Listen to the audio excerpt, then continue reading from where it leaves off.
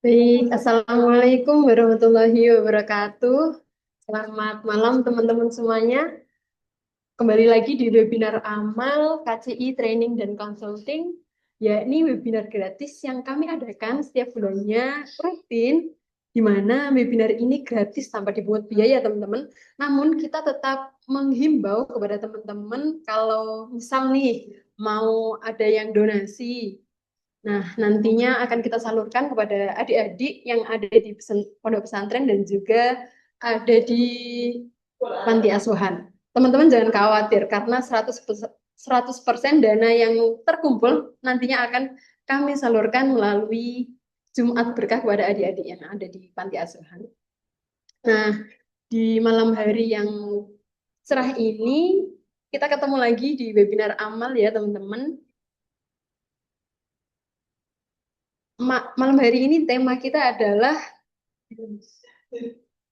rahasia sukses karir Gen Z, personal branding, peluang, dan juga strategi bertahan di dunia kerja. Menarik sekali ya teman-teman. Kalau webinar kemarin kan kita sudah bahas tuh, gimana cara kerja HR, gimana pola HR menilai kinerja-kinerja Gen Z. Nah, di webinar amal kali ini kita kedatangan itu seorang pemateri yang sangat insightful banget. Karena apa? Karena di usia mudanya, di yang masih setara kita Gen Z ini, itu udah banyak meniti karir yang sangat amazing. Bahkan sekarang jabatannya seorang HR manager di KCI Group.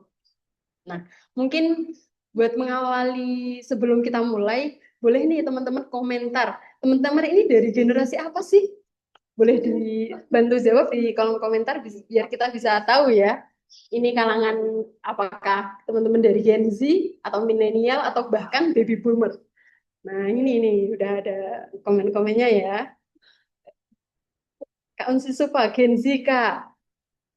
Ada lagi milenial. Oh, Kak Rinaldi, boomer. Wah, ya sekali nih. Gen X menyamar jadi Gen Z. Oke, oke. Oh, ada yang milenial, ada yang Gen X, ada yang baby boomer. Cocok sekali nih, teman-teman. Jadi malam hari ini kita akan membahas bagaimana sih Gen Z ini untuk meniti karir di usia muda ini bersama pemateri kita. Kita sapa dulu. Halo Kak Merin, selamat malam. Halo Kak Asna, selamat malam Kak Asna dan Bapak Ibu teman-teman di sini kakak-kakak semua. Ya, Kak Merin, gimana nih kabarnya Kak Merin? Lagi sibuk apa? Alhamdulillah kabarnya baik. Ya walaupun akhir-akhir ini baru kemarin ini sih kena flu ya, tapi baik.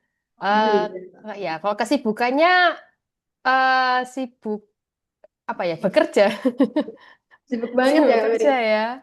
Tadi pagi aja kayaknya Kak Merin ada ini ya, ada apa agenda di luar kota ya tadi pagi ya. Oh iya, tadi pagi ada agenda untuk ini ikut apa namanya ikut atasan untuk presentasi. Wah, keren banget. Makasih ya Kak Merin udah Oke. menyempatkan waktunya buat bergabung dengan kita di webinar amal kali ini. Nah, terima kasih kembali Kak As. Nah ini juga saya happy bisa di sini berbagi sharing ilmu gitu ya. Ini kalau saya lihat eh, generasinya kan macam-macam ya, tidak hanya Gen Z ya, tapi mungkin nanti ini ya untuk generasi-generasi yang di atas Gen Z gitu bisa menganggap ini apa ya? Ini memahami sudut pandang POV Gen Z gitu ya. Oh iya POV iya. Gen Z itu seperti apa sih gitu. Ini paling muda berarti masih Gen Z mungkin atau mungkin di sini bahkan ada yang Gen Alpha. Mungkin teman-teman ada nih yang di Nalpa. Gen Alpha mungkin Gen Alphanya masih sekolah ya, masih sibuk sekolah. Iya Kak, Gen Alpanya masih persiapan ujian ini. Oh udah selesai ujian ya. Liburan Harusnya Gen sih, Alpha. iya harusnya lagi liburan. Tapi oh ini Iya. ada Kak Ninda Deviona ini bilang skibidi ini bahasa Gen Alpha sekali nih. Wah iya ini si Widi Widi. Nah, tanpa berlama-lama nih Kak Merin, mungkin Kak Merin bisa mulai dimulai untuk menjelaskan nih bagaimana sih rahasia atau trik-triknya agar di usia muda yang tergolong masih Gen Z ini bisa meniti karir sedemikian rupa.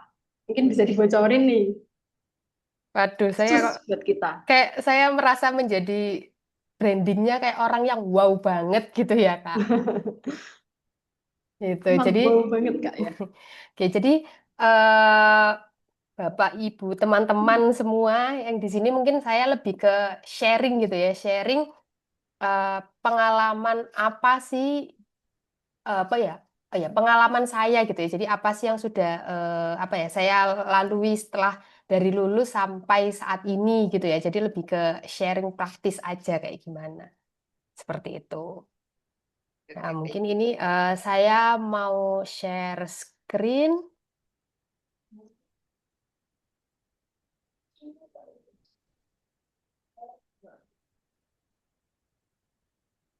Apa sudah terlihat, Kak Asna? Udah Kak, ini baru saja terlihat. Iya. Ini sudah terlihat. Jadi sebelumnya mungkin ini ya tak kenal katanya kan tak kenal maka tak tahu gitu ya. Jadi supaya teman-teman yang ada di sini tahu sama saya gitu ya. Supaya siapa tahu kita bisa berjumpa secara langsung gitu ya. Bisa saling sapa gitu. Jadi ini sekilas saya panggilannya Merin. Sekarang saat ini aktif sebagai HR Manager di KCI Group seperti itu dan ini juga ada beberapa pengalaman saya yang lainnya seperti itu. Oh, Oke. jadi Kak Merin ini ya spesialis HR ya Kak. Iya, spesifiknya kalau iya saya sih lagi dunia yang saya geluti memang di HR untuk di dunia kerja ini. Berarti Seperti itu. Kak Merin sebagai HR yang Gen Z membawai Gen Z juga. Kalau di kantor iya sih, jadi Oke, bekerja dengan para Gen Z juga ya, oke, seperti oke. itu. Oke, Kak Merin silahkan dilanjut. Oke. Nah, ini saya mau nyampein. Jadi ini ya, saya lihat itu ada hasil survei gitu ya. Survei dari Resume Builder ini surveinya dilakukan kepada lebih dari 1.400 Gen Z. Yang Gen Z-nya ini spesifik usianya itu ada di usia 18 sampai 28 tahun. Nah, di sini itu diperoleh hasil gitu ya, didapat hasilnya kalau 37% itu mereka bekerja di bidang yang nggak sesuai nih sama jurusan kuliahnya. Gitu. Sedangkan 19 persen lainnya itu mereka merasa bahwa mereka tidak menemukan pekerjaan yang sesuai dengan jurusannya. Jadi bisa dibilang apa ya, sekitar ini kan lebih dari 40% Gen Z itu mereka bekerja yang tidak sesuai dengan apa yang dia pelajari ketika masa sekolah atau masa perkuliahan. Seperti itu. Nah, ini juga ini ya cocok banget sama ini ya yang peristiwa yang terjadi di lingkungan saya gitu ya. Di lingkungan pertemanan saya itu banyak banget teman-teman saya yang kuliahnya jurusannya apa, tapi kerjanya jurusan apa, seperti itu. Jadi sebenarnya fenomena salah jurusan itu ini ya apa namanya fenomena salah jurusan itu sangat umum sekali gitu kan, dari tahun ke tahun gitu. Nah tapi untuk Gen Z ini ketika apa ya dia punya punya bukan punya kebiasaan apa ya, punya eh, pilihan gitu ya, punya pilihan hidup yang biasanya kan umumnya kalau ketika kuliah terus ngerasa nggak cocok tapi udah kadung kecemplung gitu ya ibaratnya ya sudah kadung basah ya udah sekalian sekalian aja nyelem kayak gitu kan jadi ya udah digeluti bidang itu nah tapi Gen Z ini beda gitu ya walaupun ketika kuliah dia merasa salah jurusan nah ketika lulus itu mereka akan tetap berusaha untuk mencapai tujuan tujuannya jadi walaupun ini tidak sesuai dengan apa yang dia pelajari di masa perkuliahan. Nah, dia itu merasa bahwa sebenarnya dia itu masih punya kesempatan gitu. Jadi kalau orang-orang mungkin sudah kadung basah sekalian nyelam juga. Nah, kalau Gen Z udah kadung basah, ya waktunya dikeringkan sekarang. Seperti itu. Nah, ini relate ya. Jadi saya punya temen yang dia mengambil jurusan pendidikan gitu ya. Ngambil jurusan pendidikan nggak hanya S1 sekolahnya, sampai S2. S1, S2 itu spesifik sudah pendidikan gitu ya. Kalau secara profesi ini kan tinggal dilanjutkan ngambil sertifikasi guru sudah bagus gitu ya secara karir dari sisi akademiknya. Tapi eh, saya iseng tanya, yakin jadi guru? Sudah fix kah itu? Terus teman saya bilang enggak gitu. Saya tanya, nah setelah dia sudah lulus tesisnya jadi tinggal graduation aja, tinggal wisuda gitu ya. Saya tanya, lah kamu sudah ngambil sampai S2, nah ini habis ini kamu mau graduation, mau wisuda, terus apa planning karirmu setelah ini gitu ya.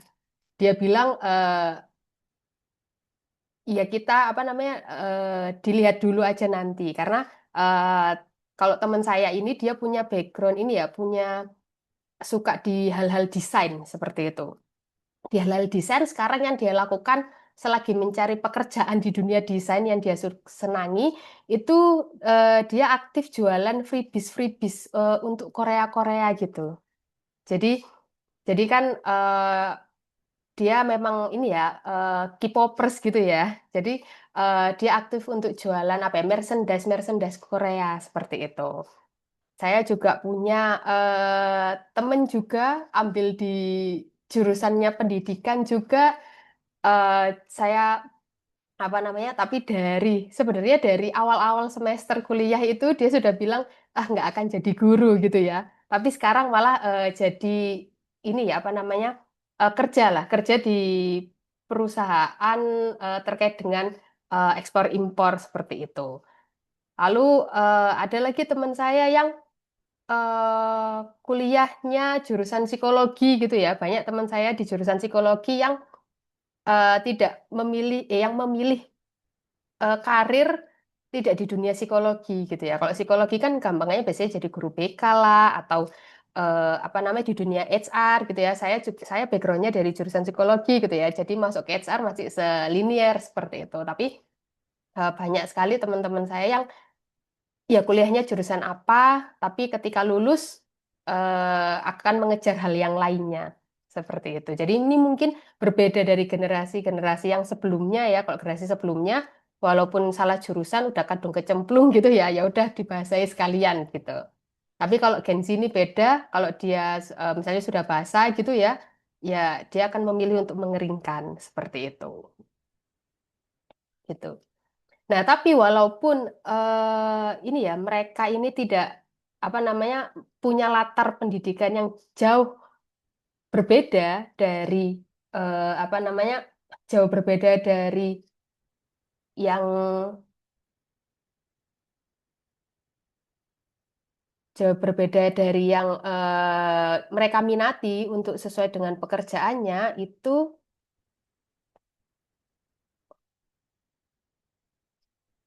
mereka tetap survive untuk di dunia kerja. Jadi kenapa kok bisa mereka tetap survive gitu ya walaupun misalnya teman saya backgroundnya psikologi banget tapi eh, apa namanya memilih karir di dunia desain gitu ya. Mereka apa dia tetap jalan di perdesainannya itu tadi, tetap jalan. Teman saya juga punya background tadi di pendidikan gitu ya. Apa namanya pilih pekerjaan yang sangat bertolak belakang dari dunia pendidikan, nah itu tetap berjalan.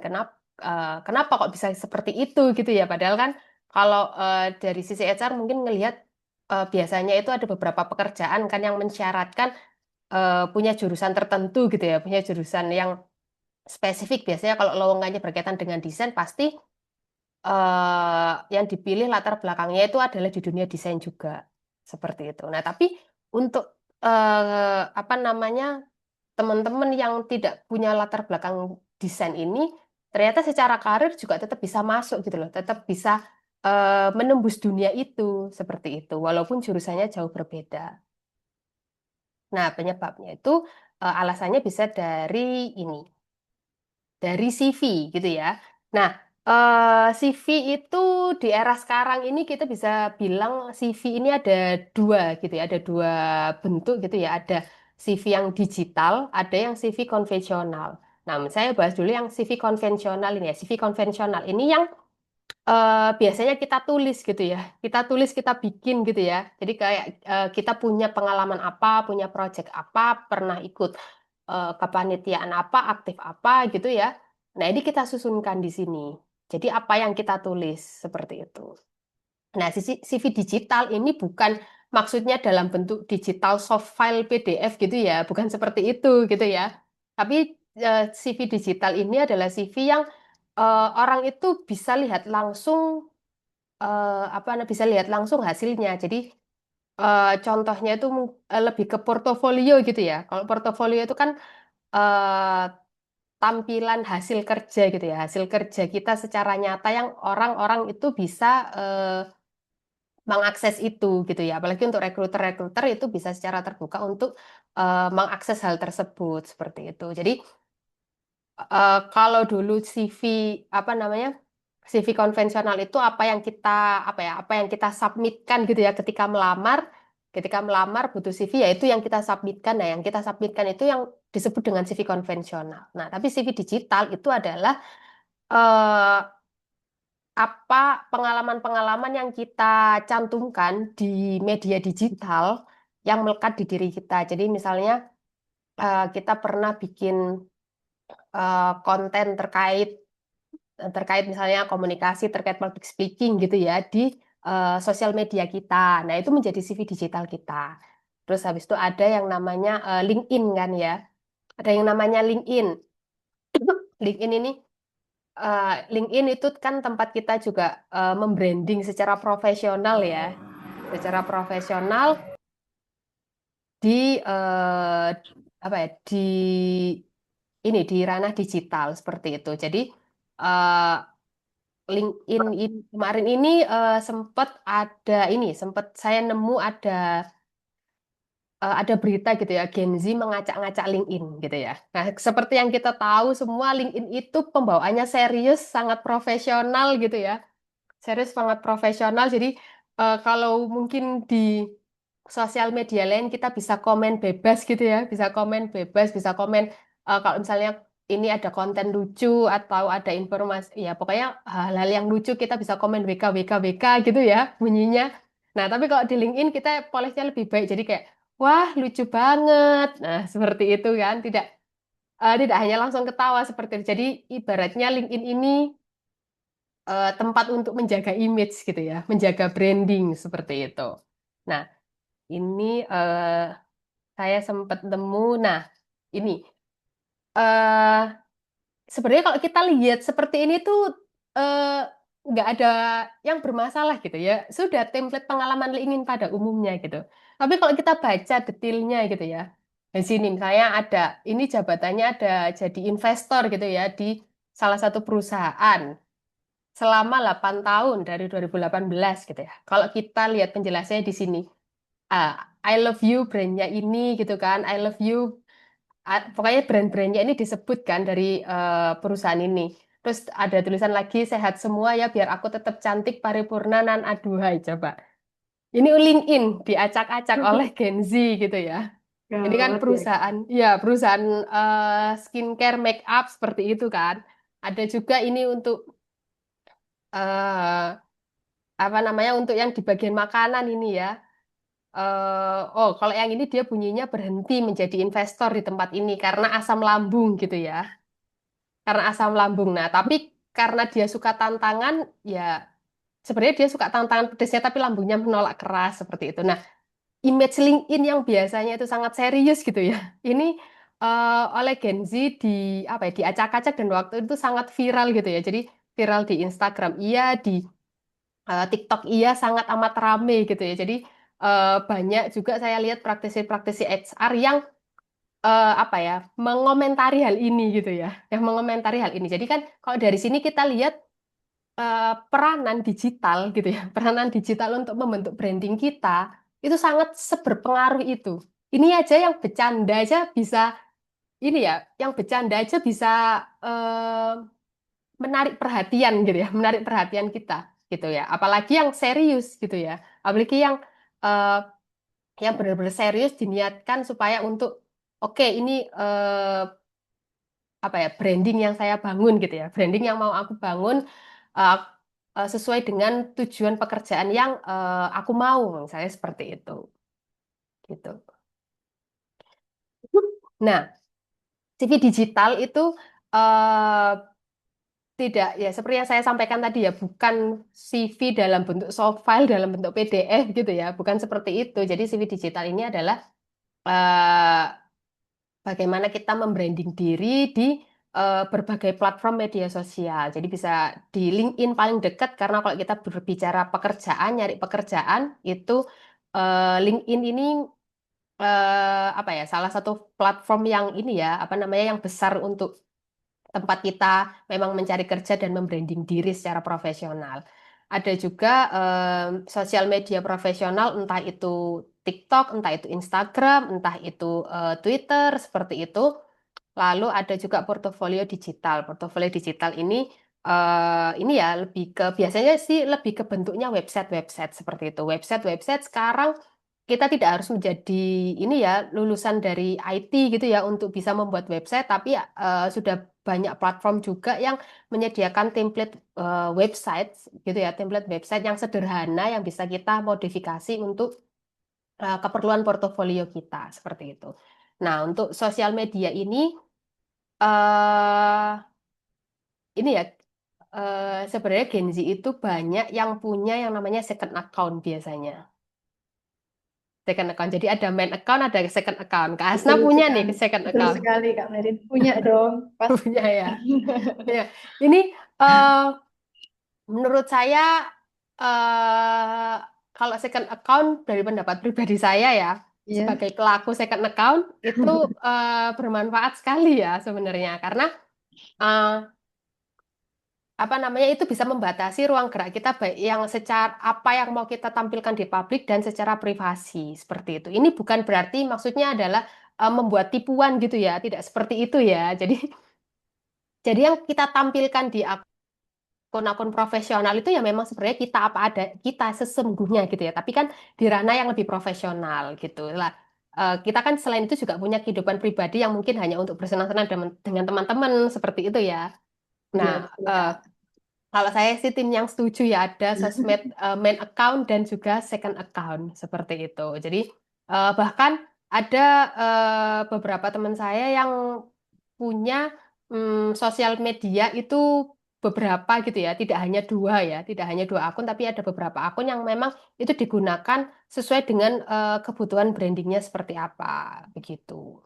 Jadi biasanya sih kalau yang bekerja di dunia industri kreatif gitu ya, itu ada memang main account-nya sendiri gitu ya. Lalu ada akun yang memang itu untuk branding dia di dunia kreatif, misalnya itu yang menjadi portofolio dia gitu ya. Kalau di dunia desain ya yang ditampilkan lebih ke desain. Kalau di dunia copywriter yang ditampilkan lebih ke copywriter seperti itu.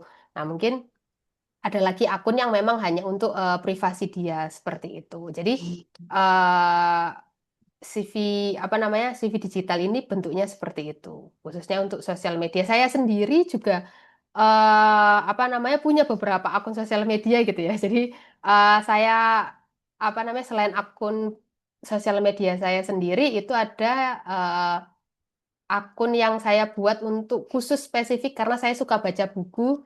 Nah, di situ jadi saya mau sharing di dalam buku ini tuh apa aja sih yang udah saya pelajari. Nah, Oh seperti gitu itu. kan. Ya, jadi mungkin apa namanya, supaya ini ya, supaya tidak tercampur ya dengan Oh iya. dengan apa namanya, dengan sosial media saya yang satu dengan yang lainnya. Seperti jadi punya apa ya, punya fokusnya sendiri, punya konsentrasinya sendiri. Jadi secara branding itu kita tidak apa ya, tidak tidak terusak gitu ya. Karena kan kalau kita belajar di sosial media itu eh, ada yang namanya algoritma seperti itu. Nah, begitu.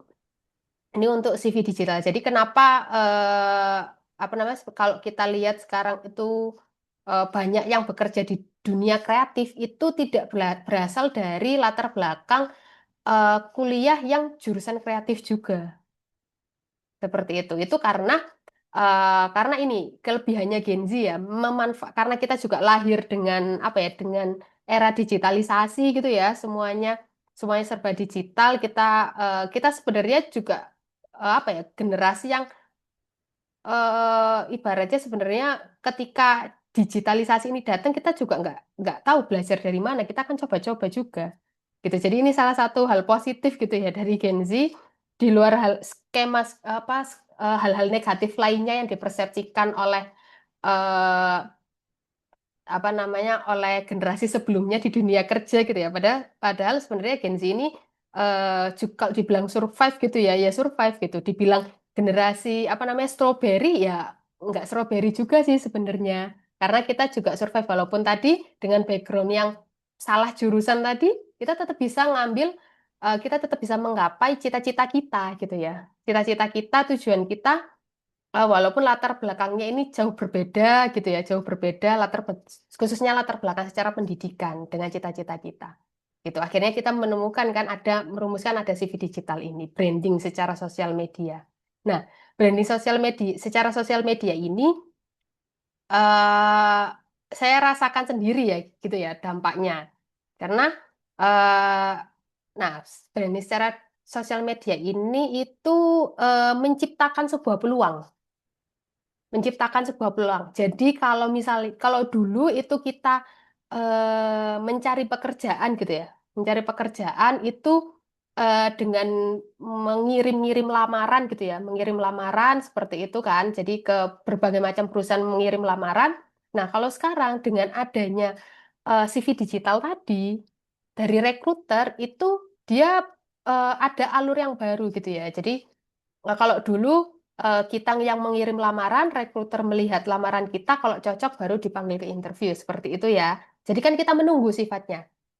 Nah, tapi ini ada peluang yang di mana kita itu dijemput, gitu. Jadi ada peluang baru, seperti itu. Jadi ini kita dijemput, jadi LinkedIn kita dilihat gitu ya. Dari LinkedIn dilihat, terus habis itu cek secara digital di sosial media seperti apa, seperti itu. Nah, baru dihubungi, gitu. Jadi nggak kita yang apply gitu ya Kak ya? Malah Iya, kita mungkin. yang dihubungi. Iya, jadi kita apply tetap ya, karena kan sebagai bentuk usaha kita untuk kalau misalnya kita mencari pekerjaan. Nah, Ya. tapi ini ada apa ya, ibaratnya itu jalur apa ya, jalur tikungannya gitu ya, jalan Oke. tikusnya gitu ya. Ya. Jadi akselerasinya seperti itu ibaratnya. Nah, kenapa saya bisa bilang ini karena ini yang terjadi sama saya. Jadi saya memperbaiki LinkedIn saya beberapa waktu yang lalu gitu ya, beberapa waktu yang lalu akhirnya. Nah ini, saya dihubungi.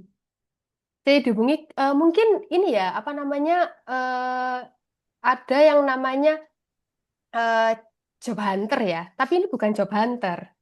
Jadi yang menghubungi saya adalah orang dari perusahaan tersebut. Orang yang memang, kalau job hunter kan ada pihak ketiga nih, yang memang mencarikan kandidat gitu ya untuk perusahaan ini. Nah, tapi ini enggak. Jadi perusahaan tersebut itu langsung menghubungi saya, menawarkan posisi ini. Seperti itu. Gitu. Jadi ini apa namanya? Ini mungkin bertanya ya. Kalau sudah punya pengalaman sih ya enak gampang gitu ya. Nah, pengalaman ini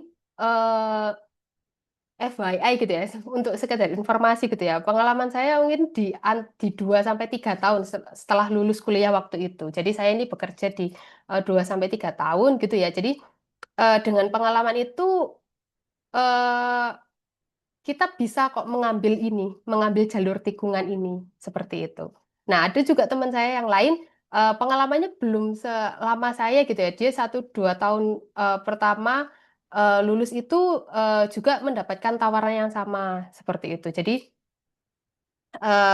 ini apa ya? Ini tuh peluang yang mungkin Gen Z perlu tahu gitu ya. Gen Z perlu tahu, perlu dilirik seperti itu dan mungkin untuk apa namanya Bapak Ibu di sini yang bukan dari Gen Z yang praktisi dari perusahaan seperti itu yang sudah bekerja gitu ya. Nah, kalau sebelumnya itu apa namanya kita melihat lamaran sangat amat banyak gitu ya, melihat satu-satu. Nah, sekarang mungkin kita dari sisi perusahaan yang bisa menjemput ini kandidat tersebut seperti itu. Karena kan kalau kita lihat di berbagai platform itu kalau salah satu contohnya itu LinkedIn, itu kita bisa mencari kandidat yang paling sesuai dengan diri kita, dengan perusahaan kita seperti itu. Jadi tinggal di search aja butuh posisi apa. Nah, ini kalau secara portofolionya cocok ya kita tawarkan aja langsung seperti itu. Kalau kita tawarkan kan kita secara spesifik sudah menuju ya orang-orang tersebut seperti itu.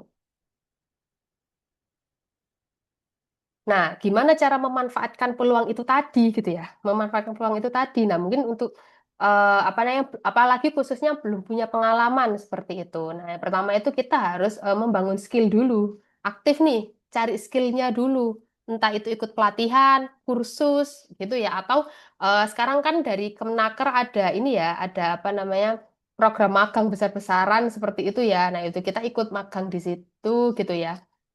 Nah, setelah itu, setelah kita sudah punya pengetahuan ini, sudah punya pengetahuannya, sudah punya skillnya gitu ya. Nah, itu baru dibangun visibility-nya. Jadi ditampakkan itu di sosial media seperti itu. Nah, kalau yang ini ya apa namanya kita harus melawan rasa malu kita ya, harus melawan rasa malu. Biasanya aduh malu nggak suka tampil atau segala macam gitu ya. Sebenarnya kalau kita mau melihat apa memperlihatkan pengalaman kita, ilmu kita gitu ya, hasil hasil portofolio kita itu kan nggak harus melulu kita di depan layar terus habis itu direkam secara video, kan nggak harus melulu seperti itu begitu. Nah, bisa jadi kita bikin konten yang mungkin bentuknya grafi atau seperti apa, seperti itu. Atau apa namanya, di LinkedIn mungkin kita belum bisa membuat konten gitu ya, membuat konten terkait dengan dunia kerja dan sebagainya. Tapi mungkin kalau kita aktif merepost, aktif komen, nah itu kan juga akan masuk di akun LinkedIn kita seperti itu. Nah, akhirnya nanti kalau kita sudah membangun skill kita, sudah membangun visibility-nya seperti apa, nah peluang itu nanti bisa juga akan datang ke kita. Seperti itu. Oke, nah ini untuk ini ya apa namanya memanfaatkan eh, digitalisasi ini yang kalau Gen Z ini sudah sangat tamat lah ya terkait dengan digitalisasi ini, kita lahir juga sudah dekat dengan teknologi dan tumbuh bersama teknologi seperti itu. Jadi kita manfaatkan ini sebaik mungkin gitu.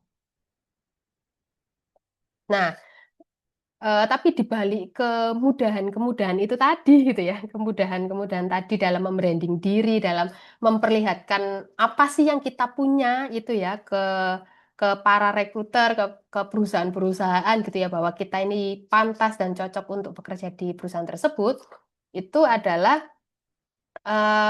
Gen Z ini punya idealisme gitu ya, punya idealisme yang ya saya Gen Z tapi saya kurang setuju dengan hal ini seperti itu. Nah ini biasanya Gen Z itu gampang banget bikin, loh itu bukan job deskku. Waktu awal masuk nggak dijelasin kalau job desknya seperti ini. Nah ini biasanya kalau muncul kalau ada eh, ini apa ya pekerjaan yang di luar apa yang dia kerjakan sehari-hari seperti itu. Jadi misalnya apa ya, staf keuangan kita minta bantu untuk support admin sedikit gitu misalnya. Nah ini sudah apa namanya Gen Z biasanya sudah mulai menolak, loh ini nggak sesuai job deskku kan aku bagian keuangan tapi kok disuruh mengerjakan ini. Nah seperti itu. Lalu ada lagi yang alasannya biasanya bilang, loh aku nggak dibayar untuk ini kok. Nah sudah langsung diuangkan di sini. Gitu kan ini kan secara nggak langsung ya kalau aku disuruh ngerjain ini ya berarti aku harus dikasih uang dong lain karena kan yang apa yang kesepakatan gaji itu tidak untuk mengerjakan ini seperti itu. Ada lagi yang tidak sesuai passion gitu ya, tidak sesuai passionnya, terus ada yang cuma mau fokus hanya di bidang kerjanya itu saja seperti itu.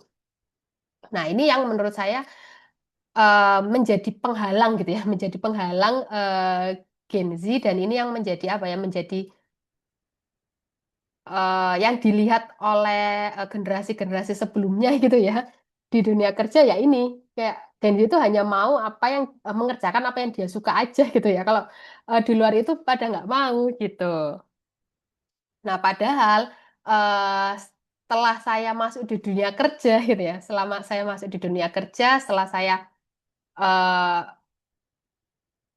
pelajari itu saya menemukan tiga hal ini. Jadi yang kaku itu akan cepat untuk bergeser gitu ya, yang adaptif juga yang gampang untuk adaptif itu akan bisa bertahan gitu ya, karena dipakai ini maksudnya adalah dipakai di perusahaan gitu ya, jasanya digunakan, lalu ada yang mau belajar, ini apa namanya, yang mau belajar itu yang cepat naik value seperti itu. Nah, jadi eh, apa namanya, jadi realitanya di apa namanya, di dunia kerja itu ya memang kita akan mendapatkan pekerjaan-pekerjaan yang tidak selalu sesuai dengan job desk kita seperti itu. Jadi di luar apa ya, di luar bidang kita bisa jadi gitu ya. Jadi kayak misalnya di bidang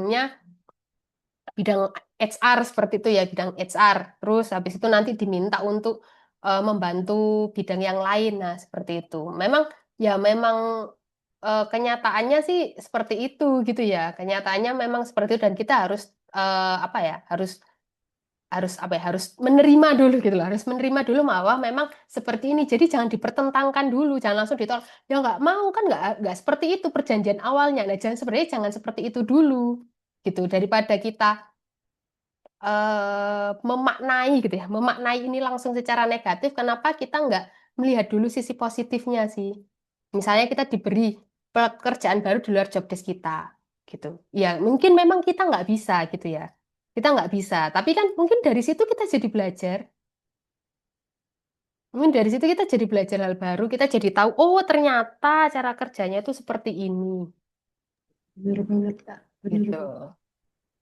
Ya kan? Nah, jadi kenapa harus dimaknai negatif dulu gitu ya? Kenapa tidak dimaknai positif kayak, oh oke aku dapat ilmu baru. Kenapa nggak seperti itu dulu? Gitu. Itu yang apa namanya, yang saya sendiri walaupun dari Gen Z itu gemas gitu ya. Gemas dengan hal itu.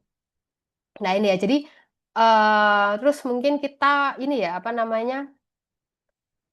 eh sering sering apa namanya, jangan jadi serba bisa gitu ya, karena nanti diandal terlalu diandalkan oleh kantor gitu kan, terlalu diandalkan terus akhirnya kita sendiri yang jadi burn out. Nah, seperti itu. Nah, kembali lagi ya mungkin kita tetap apa namanya, kita tetap perlu tahu batasannya gitu ya, tetap tahu batasannya kapan kita dimanfaatkan dan kapan kita melihat ini sebagai peluang untuk bertumbuh. Seperti itu. Karena kalau di dunia kerja tadi ini, seperti yang saya bilang gitu ya, yang kaku itu mudah bergeser, nah yang adaptif itu akan terus dipakai, dan yang mau belajar itu bisa cepat naik value. Karena apa ya, ini tuh bukan apa ya, bukan berarti cuma iya doang gitu ya, iya doang ke atasan, iya doang ke teman kerja, seperti itu. Jadi bukan mendukung jadi people pleasure ya, bukan seperti itu, tapi ini lebih ke cerdas untuk membaca situasi gitu ya. Jadi kita harus pintar-pintar membaca situasi kayak, oke dikasih pekerjaan ini gitu ya. Mungkin kita bisa menerka-nerka gitu ya. Oh, kok aku tiba-tiba diminta untuk belajar ini ya? Kenapa ya? Nah, mungkin siapa tahu kita akan mendapatkan peluang karir yang lebih baik seperti itu. Mungkin kita dikasih kesempatan untuk belajar supaya kita dilihat, oh ternyata apa namanya? Ternyata karyawan ini, anak ini itu bisa loh menghadapi situasi-situasi yang tertekan seperti ini. Oh, mau dia belajar hal baru. Oh, mau dia untuk berkembang dan segala macam. Seperti itu. Karena kebiasaan apa ya? Kebiasaan-kebiasaan di perusahaan ini di perusahaan itu kan ini ya apa namanya, mencerminkan apa ya? Mencerminkan budaya kerja ya. Mencerminkan budaya kerja di perusahaan tersebut gitu. Jadi mungkin budaya kerja di perusahaan tersebut itu ada yang bunyinya bisa jadi long life learning gitu ya. Jadi kan selalu belajar terus. Nah, ya otomatis secara setiap hari-hari di perusahaan, hari-hari di keseharian kita dalam bekerja, kita akan dituntut hal baru apa nih yang harus kita pelajari, hal baru apa lagi nih yang harus kita tahu, kita harus belajar apa lagi. Nah, seperti itu. Nah, kalau misalnya budaya kerjanya bunyinya long life learning, terus kita sendiri bilang, ah itu bukan job deskku, wah, aku loh nggak, kemarin nggak disuruh ini, loh kok disuruh yang ini kan di luar bidangku, di luar job deskku. Nah, ya itu kan nggak cocok sama budaya kerja perusahaan. Akhirnya kan dari perusahaan mengevaluasi lagi karyawan tersebut seperti itu.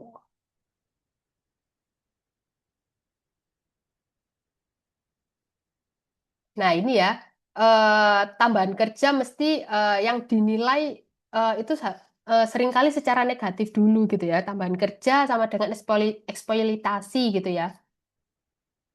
Terus padahal nggak semua tambahan kerja itu tambahan kerja yang diberikan itu tidak berarti sebenarnya kita lagi dimanfaatkan seperti itu. Tapi bisa jadi itu peluang kita untuk belajar, peluang kita untuk belajar gitu ya. Jadi eh, apa namanya selama tambahan itu misalnya masih relevan gitu ya. Mungkin sedikit berbeda nggak beda-beda jauh banget. Misalnya kalau saya di dunia HR gitu ya, saya di dunia HR harus belajar eh terkait dengan apa ya? Terkait dengan hukum nih, misalnya terkait dengan hukum, karena kan biasanya itu bagiannya legal ya, bagiannya legal. Tapi kalau misalnya kita lihat sebenarnya fungsi HR itu salah satunya adalah hubungan industrial. Nah, itu di mana kita juga harus tahu tentang undang-undang, khususnya apalagi ketenaga kerjaan. Nah, itu kan kita harus tahu, walaupun kita bukan, walaupun saya dari jurusan psikologi, gitu ya, dari jurusan psikologi dan tidak secara pekerjaan tidak mengurusi hubungan industrial secara sehari-hari. Tapi kalau misalnya saya diminta untuk eh, suatu saat tiba-tiba belajar gitu ya, belajar terkait dengan hubungan industrial, belajar terkait dengan undang-undang dan lain sebagainya itu ya tentang hukum-hukum tadi itu, ya saya harus belajar karena itu kan berkaitan dengan bidang saya di HR. Seperti HR kan tidak hanya terkait dengan karyawan yang gaji, absen seperti itu ya, tapi kan juga ada yaitu tadi relasi terkait dengan hubungan industrialnya seperti apa gitu. Jadi masih relevan, masih manusiawi gitu ya, tidak tidak yang apa ya, diperah 24 jam seperti itu dan juga kita masih merasa bertumbuh di situ. Ada skill-skill baru yang kita dapatkan seperti itu. Jadi eh, ini menurut saya itu eh, di era ini ya, di era persepsi negatif tentang Gen Z. Nah, kalau kita sebagai Gen Z punya apa ya, punya persepsi ini, jadi punya persepsi ini setidaknya melihat peluang, maksudnya melihat tambahan pekerjaan ini sebagai peluang yang kita bisa, di mana kita bisa belajar. Nah, itu menjadi apa ya, salah satu nilai tambah kita untuk apa ya, survive di dunia kerja untuk mengubah citra Gen Z ini menjadi positif seperti itu. Oke. Jadi ini tadi sekian ya sharing dari saya gitu. Jadi apa yang saya dapat gitu ya sebagai Gen Z gitu ya gimana membranding diri saya terus terus gimana sih saya tetap bisa survive, tetap bisa bertahan gitu ya di eh, apa ya di dunia kerja dan menurut saya ini saya juga termasuk apa namanya lama ya di era gempuran Gen Z yang hanya bertahan 1-2 tahun di perusahaan, saya bisa bertahan lebih dari tahun tersebut gitu. Nah, kenapa saya bisa bertahan? Karena ya ini tadi saya mempersepsikan bahwa eh, apa ya pekerjaan-pekerjaan yang mungkin itu di apa ya di luar job desk saya kesepakatan pada umumnya, tapi saya melihat itu sebagai peluang saya untuk belajar karena kan katanya Gen Z ini ya kalau dia merasa tidak bertumbuh dia akan pindah gitu kan. Dia akan pindah gitu. Nah, biasanya juga apa ya agak tricky karena Gen Z juga eh, bilangnya mau resign karena merasa nggak bertumbuh. Tapi sebenarnya kalau dari sisi company merasa bahwa loh, kamu sudah kasih kesempatan untuk belajar ini, tapi Gen Z-nya yang pilih-pilih ternyata. Seperti dia hanya mau yang ya memang dia suka aja, yang dia merasa ya itu tadi kembali hanya passion gitu ya. Padahal kenapa nggak dicoba dulu? Siapa tahu dengan kita coba itu salah satu jalur kilat untuk mencapai passion kita. Nah, kita kan nggak pernah tahu kalau di awal kita sudah nolak dulu, kita nggak akan pernah tahu hasilnya seperti apa. Begitu. Itu Kak Hasna kalau sharing dari saya.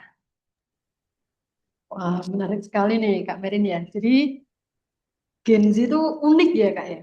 Giliran dikasih kesempatan kadang dia menolak, sedangkan dia punya akses untuk banyak banyak akses untuk bisa mencapai passion-passion yang nggak dia bisa ya. Jadi kalau kita sebagai Gen Z terus di perusahaan, jangan asal nolak kesempatan gitu ya Kak ya. Harusnya. Ya, menurut saya sih jangan jangan ditolak dan jangan dimaknai negatif dulu itu sih Oke. tipe ke itu. Poin pentingnya jangan dimaknai negatif gitu ya. Karena Gen Z itu terkenal sebagai kalau enggak peduli apapun. Misal jam 5 pulang itu harus jam 5.00 pulang gitu ya Kak ya. Enggak ada toleransi keterlambatan waktu. Nah ini teman-teman kalau ingin dipersilahkan bagi yang ingin bertanya bisa open mic atau bisa ditulis di kolom komentar. Kami persilahkan. Pembahasan ini sudah ada ini Kak. Ini kita masuk ke sesi tanya jawab ya Kak Merin. Iya Kak Asna. Ini saya bacakan dari Kak Antoni Damir. Perkenalkan, saya Antoni Damir. Kan sekarang ini banyak banget Gen Z yang mengalami burnout di awal karir. Nah, menurut Kak Merin, apakah ini murni karena mental Gen Z yang dianggap lemah, atau justru karena sistem kerja yang sudah tidak manusiawi dengan tuntutan pekerjaan yang terlalu berlebihan dan tidak sebanding dengan kapasitas atau kesejahteraan karyawan? Terima kasih, Kak. Mungkin bisa dijawab dulu, Kak Merin. Oke, Pertanyaan dari Kak Antoni.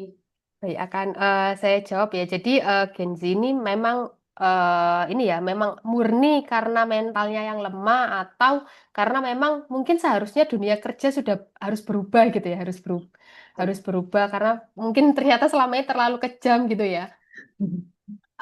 Kalau ini bisa apa ya? Bisa kita lihat dari keduanya sih. Jadi mungkin secara kalau kita lihat dari sisi positifnya gitu ya. Dari sisi positifnya mungkin katakanlah memang Gen Z secara mental lebih sensitif gitu ya, lebih sensitif, lebih sebenarnya sih kalau lemah saya bilang lemah itu nggak lemah ya, tapi lebih ke sensitif untuk menjaga kesehatan mentalnya. Makanya ketika dia sudah merasa, aduh, dia sudah merasa tidak nyaman secara mental, khususnya merasa secara fisik mungkin sehat, tapi kok selalu ngerasa capek ya, tapi ternyata dia lebih ke stres atau burnout gitu ya. Jadi Gen Z ini menurut saya lebih eh, lebih sensitif saja tentang menjaga kesehatan mentalnya, yang dimana itu ya sebenarnya hal yang baik gitu ya.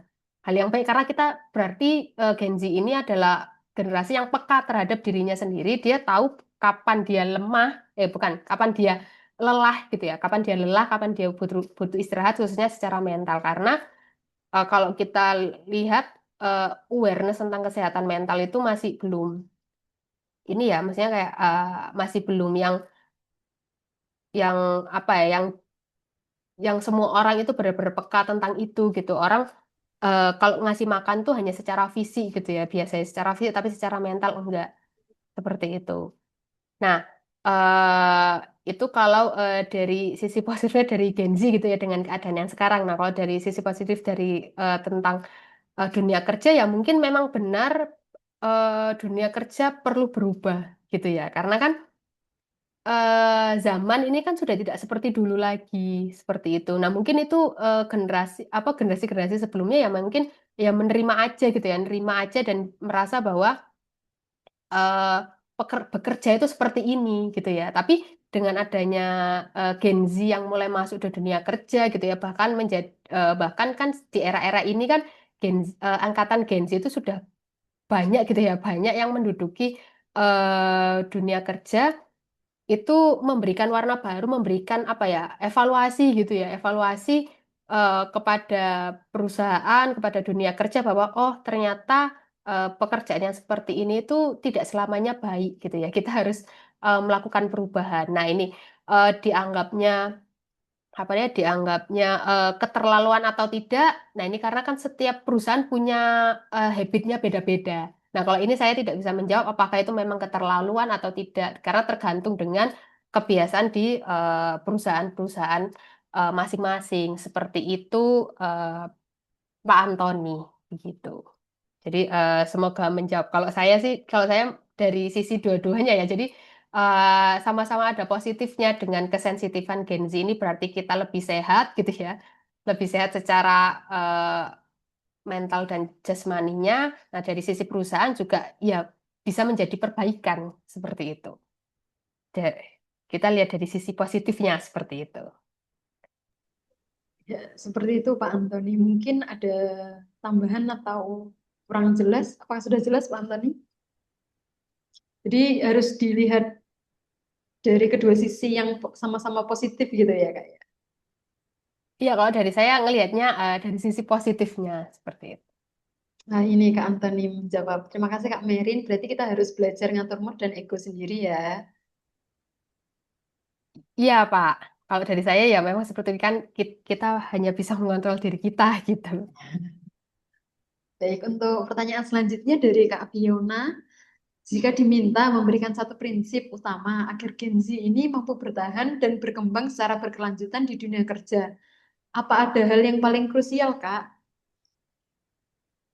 Jadi, jika dimintai satu prinsip utama nih dari Gen Z, untuk cara bertahan dan berkembang yang berkelanjutan. Ini apa sih hal yang paling krusial yang harus ditonjolkan, Kak Merin? Kalau dari saya eh ini apa namanya kurangin bilang tidak gitu ya. Kalau dari sebenarnya mungkin dari Gen Z itu tidak bermaksud ini ya, tidak bermaksud nggak mau belajar secara terang-terangan gitu ya. Tapi lebih ke ada sisi takut gitu. Ada sisi takutnya, ada sisi takutnya, ada sisi yang eh, apa ya? Sisi yang sebenarnya itu membatasi diri kita seperti itu. Jadi eh, kalau mau bertahan itu ini sih lebih ke lebih ke ini ya, mau belajar, selalu mau belajar itu aja sih. Selalu mau belajar. Kalau kita selalu mau belajar otomatis eh, apa ya?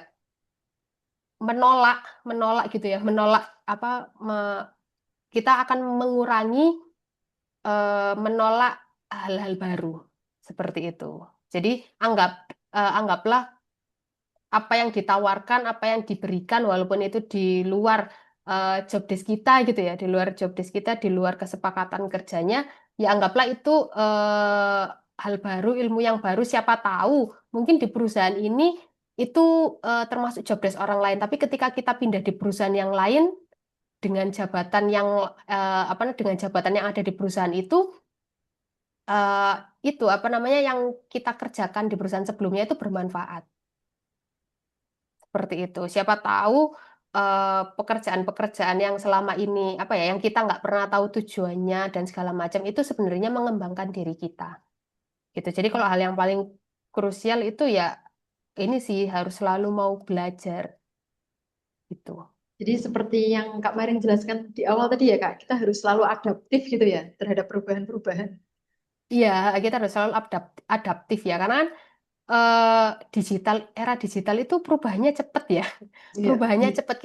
Secara eh, kita kalau ada perubahan teknologi aja, ada sosmed baru, ada Instagram melakukan update baru, TikTok ada update baru, apa deh Google atau segala macam, HP kita, misalnya sistem iOS-nya berubah dan segala macam, kita nggak pernah cemas untuk itu. Kita selalu bisa ngikutin itu, gitu ya. Kita selalu bisa ngikutin itu walaupun ada hal-hal baru. Kita nggak pernah protes juga kan. Kayak, oh ada yang baru, malah kadang sebenarnya kalau ada hal yang baru kita punya opsi untuk tidak melakukan update, tapi kita tetap memilih update. Iya, Itu kan berarti kan kita ketika mencoba hal baru itu. Gitu. Jadi kalau secara teknologi aja kita bisa adaptif gitu ya, yang dimana secara teknologi ini kita tidak belajar pada siapapun gitu kan, tidak belajar pada siapapun karena kan ini ya apa namanya termasuk Gen Z ini kan secara teknologi sangat cepat gitu ya, lebih cepat daripada generasi-generasi sebelumnya. Nah apalagi ini secara apa ya skill-skill lain gitu ya, khususnya skill-skill di dalam pekerjaan baik hard skill maupun soft skillnya seperti itu.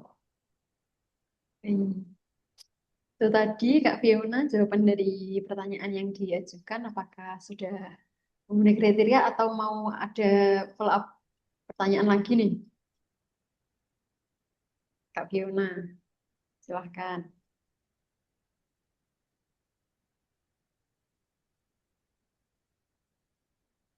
Mungkin sambil menunggu Kak. Oh, sudah cukup. Baik. Oke, terima kasih Kak Fiona atas pertanyaannya. Kita lanjut ke pertanyaan selanjutnya ya Kak Merin dari Kak Stephen Karet. Perkenalkan, nama saya Stephen, tidak Pak. Pak Karet. Gimana nih? Mau tanya nih Kak, Gen Z yang bekerja dengan baby boomers, Gen X, dan milenial.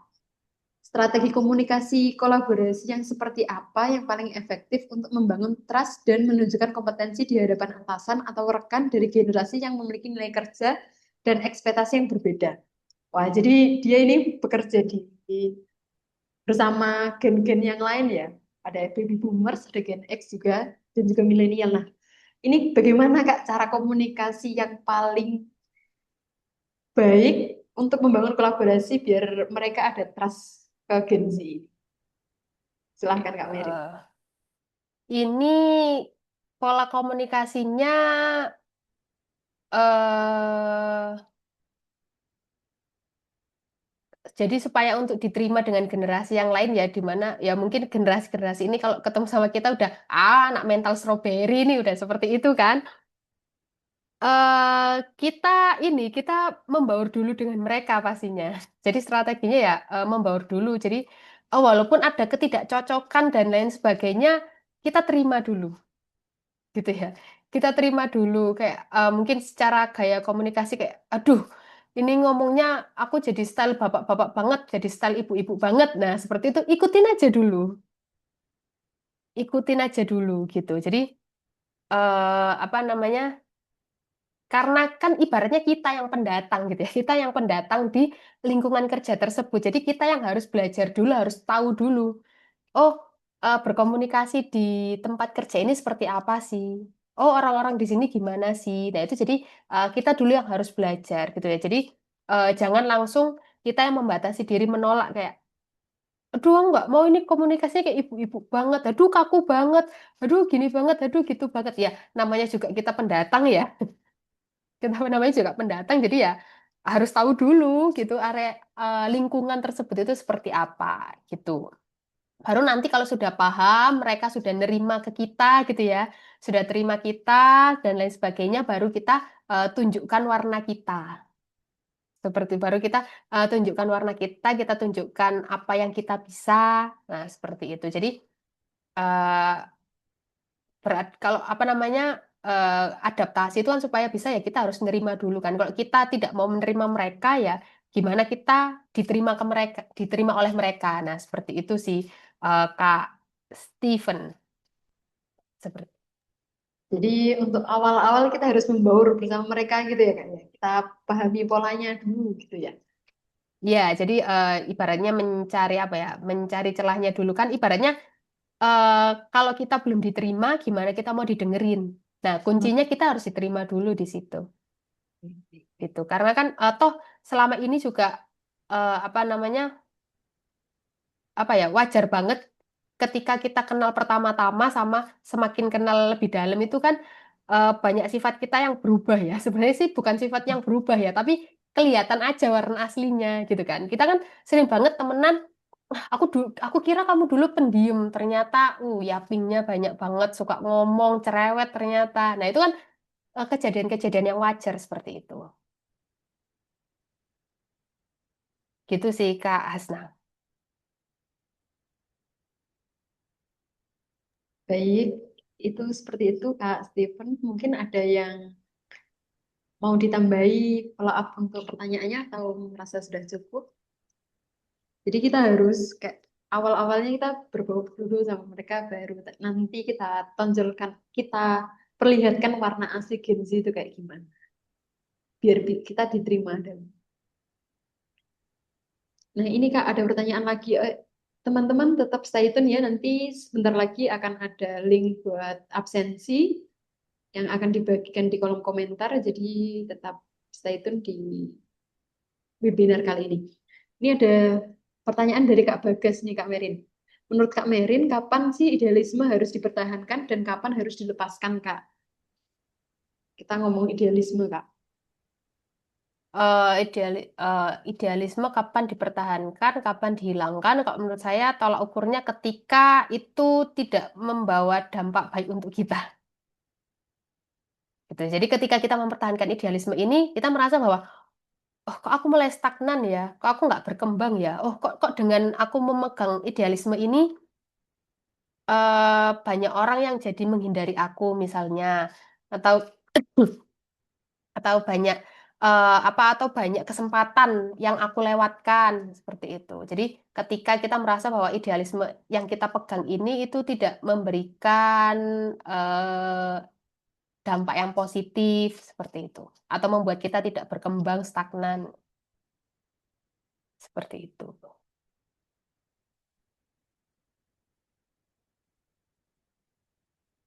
Oke, jadi kalau kita udah merasa ini udah nggak cocok atau ini udah merasa kita bikin kita stuck nih, better dilepaskan aja ya Kak ya.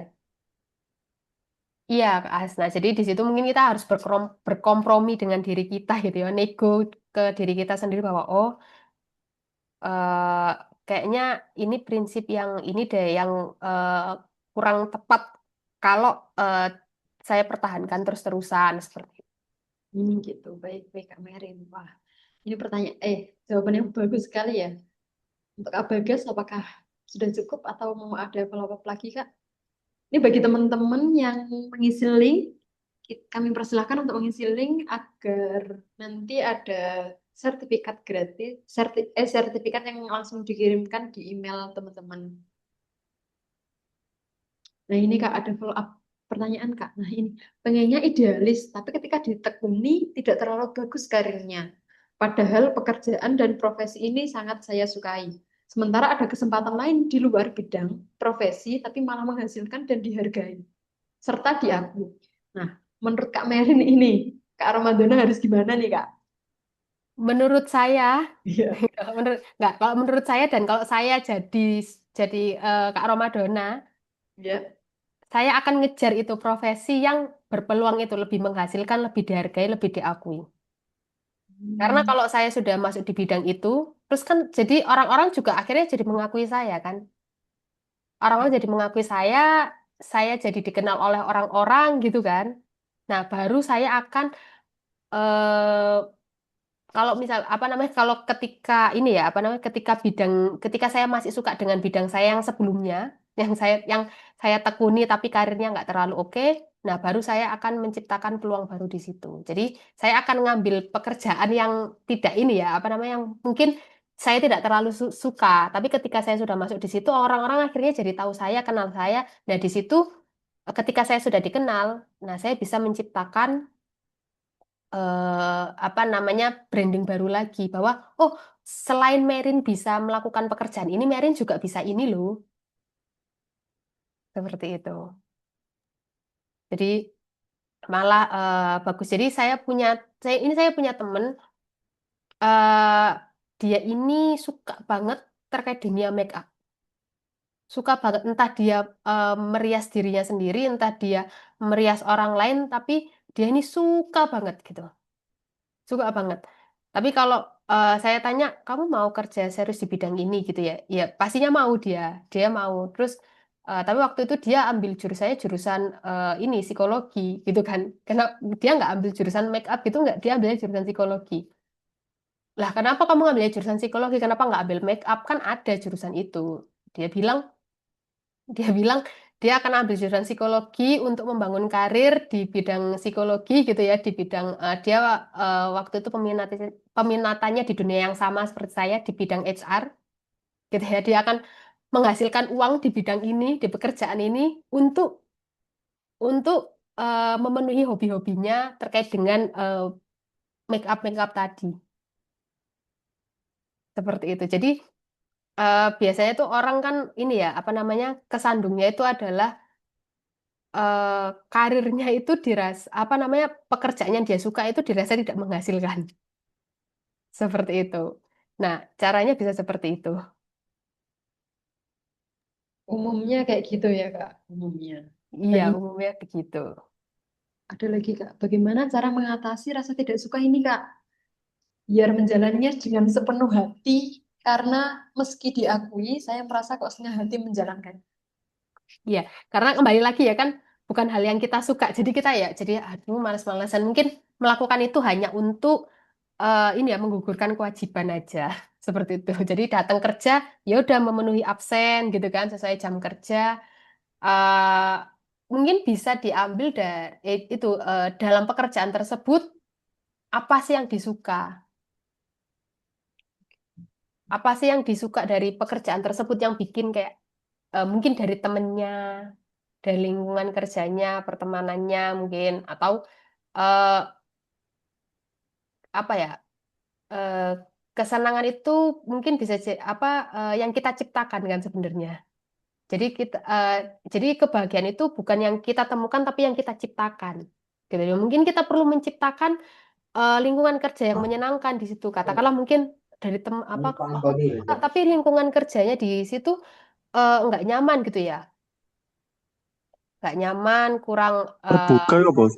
Sering dibicarakan nggak sih? kurang apa namanya? Ini sepertinya mic-nya bocor ya.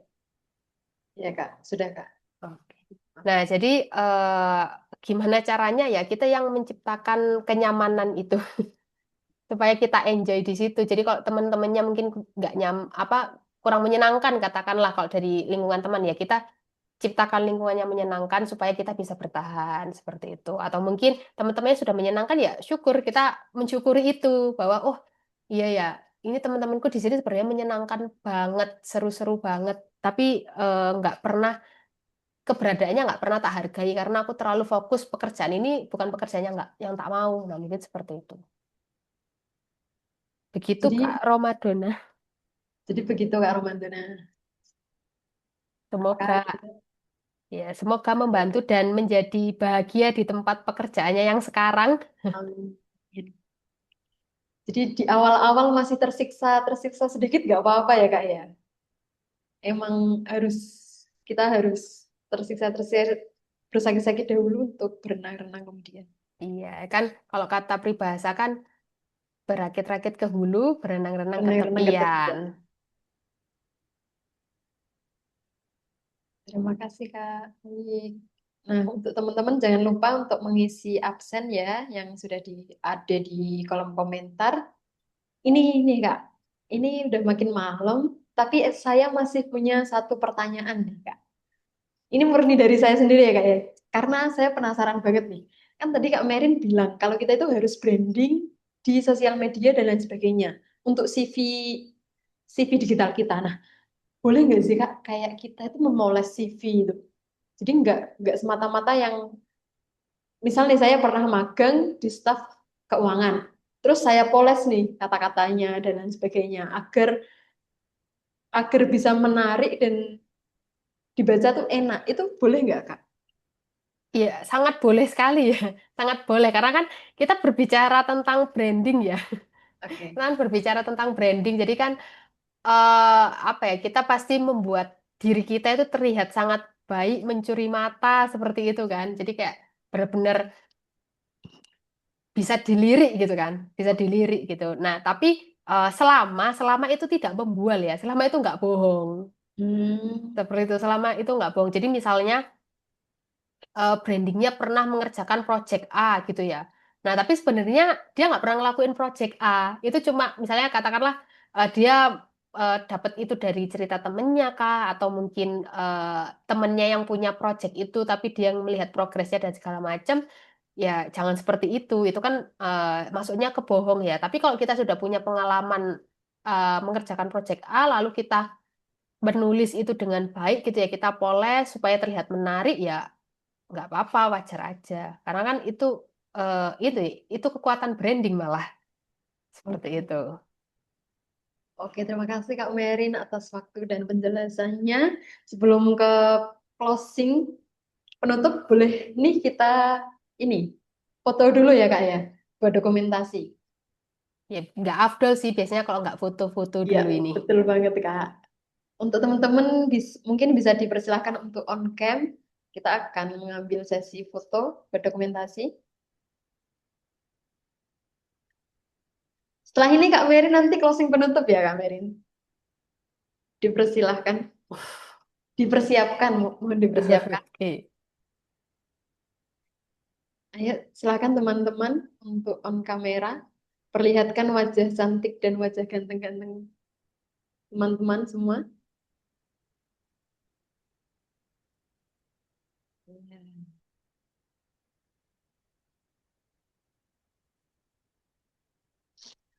Sekali lagi, webinar amal ini diselenggarakan oleh KCI Training yang setiap bulannya kita akan menggalang donasi yang nantinya akan disalurkan di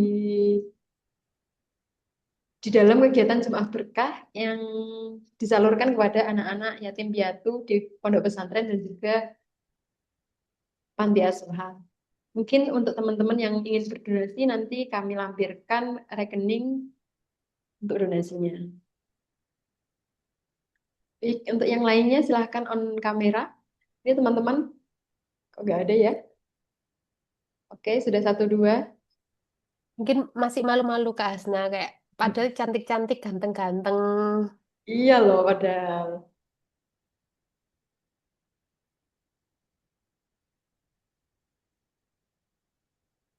Wah, kita dapat love, Kak. Oke, oke, seadanya ya. Mungkin bisa kasih senyumnya. Satu, dua, tiga. Satu, dua, satu, dua, tiga. Gaya bebas, satu, dua, tiga. Oke.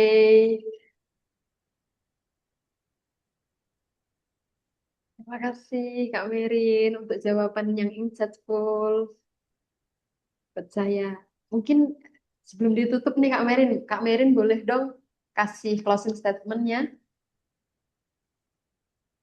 Eh, ini kalau dari saya untuk teman-teman yang Gen Z ya mungkin ya khususnya itu kita manfaatkan gitu ya kita manfaatkan hal-hal digitalisasi ini sebaik mungkin sih sebaik mungkin jadi walaupun mungkin apa yang kita pelajari selama masa sekolah selama masa perkuliahan itu jauh berbeda dengan jurusan eh dengan apa yang kita mau gitu ya di dunia kerja apa yang profesi yang kita inginkan kerja yang kita inginkan eh, tidak ada kata terlambat gitu ya. Jadi masih ada opsi lain yaitu eh, apa namanya pelajari apa ya kita ikuti pelatihan-pelatihan di luar sana gitu ya kan pelatihan sekarang kan online banyak malah lebih fleksibel gitu ya secara harga juga bisa bersaing dengan kantong kita gitu ya banyak kursus-kursus yang bisa ikuti untuk menambah portofolio kita supaya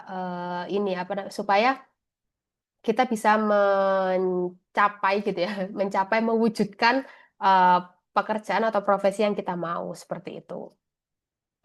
Terus juga ini ya, eh, jangan terlalu idealis gitu ya. Jadi kurang-kurangin bilang nggak sesuai job desk, kurang-kurangin bilang nggak sesuai passion gitu ya. Mungkin eh, sekarang kita mikirnya itu masih nggak sesuai dengan passion kita, masih nggak sesuai dengan apa yang kita mau. Tapi siapa tahu kalau kita sudah belajar, kita eh, sudah tahu ilmunya, sudah belajar, akhirnya kita tahu bahwa oh ternyata ini masih relate kok sama cita-cita yang mau aku capai, sama pekerjaan yang mau aku capai nantinya, seperti itu.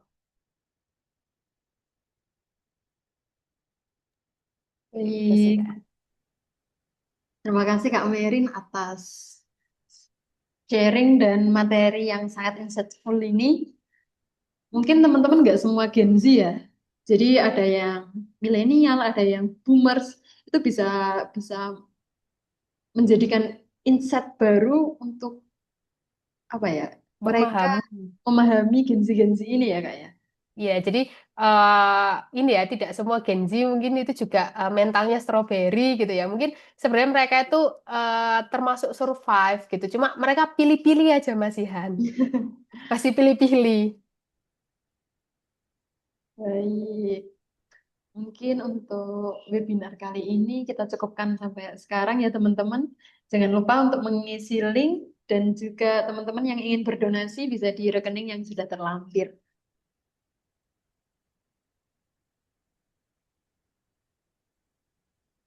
Sekian untuk webinar kali ini. Terima kasih atas kesempatan dan atensi yang sudah diberikan teman-teman. Sampai jumpa di webinar amal berikutnya. Bye. Sampai jumpa.